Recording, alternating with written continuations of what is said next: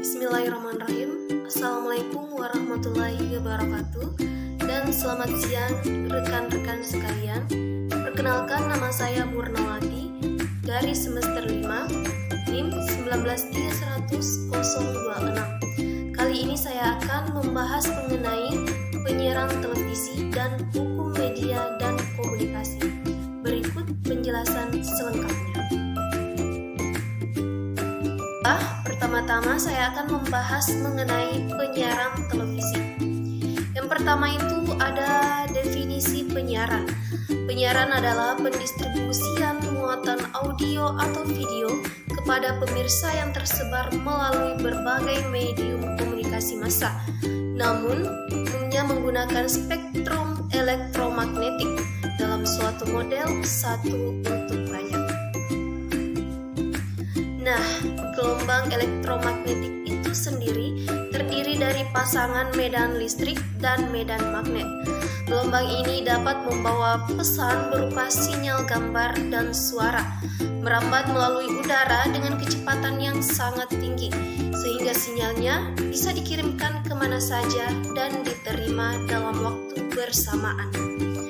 Kecepatan gelombang tersebut biasanya sekitar 300.000 km per detik. Gelombang elektromagnetik ini memiliki frekuensi tertentu. Frekuensi ini merupakan pengulangan getaran dalam 1 detik yang dihitung dalam hertz. Frekuensi yang digunakan untuk televisi adalah frekuensi VHF dan frekuensi UHF. Frekuensi ini kemudian dibagi menjadi bagian-bagian yang lebih kecil yang disebut sebagai saluran atau channel. Nah, untuk melaksanakan sebuah kegiatan penyiaran televisi harus diperhatikan beberapa hal. Di antaranya, yang pertama, harus mempunyai spektrum frekuensi. Yang kedua, harus memiliki sarana pemancar, yaitu dalam televisi tersendiri disebut sebagai pemancar audio dan pemancar video. Yang ketiga, yaitu harus mempunyai perangkat penerima. Dan yang terakhir, yaitu harus mempunyai konten siaran. Selanjutnya, kita akan membahas tentang hukum media dan komunikasi.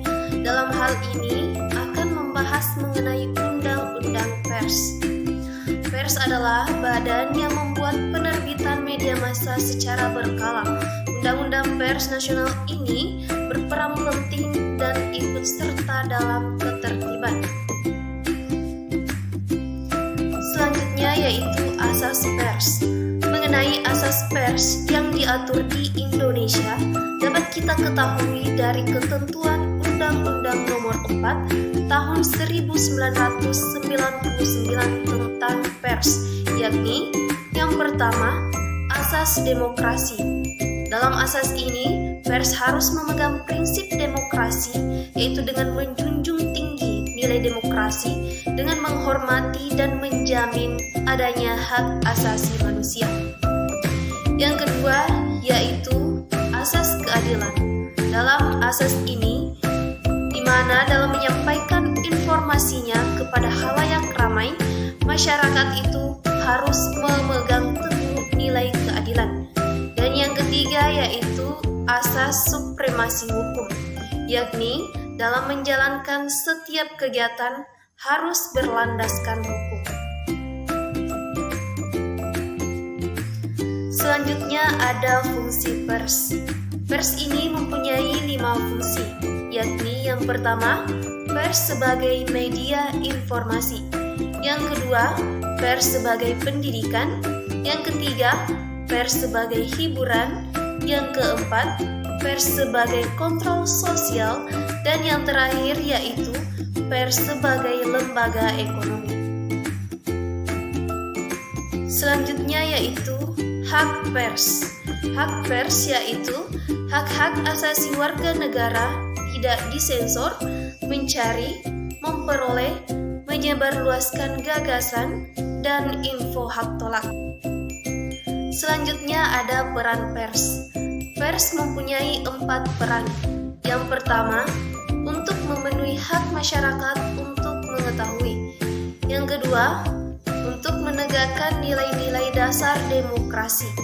Yang ketiga, untuk mengembangkan pendapat umum. Dan yang terakhir, yaitu untuk memperjuangkan keadilan dan kebenaran.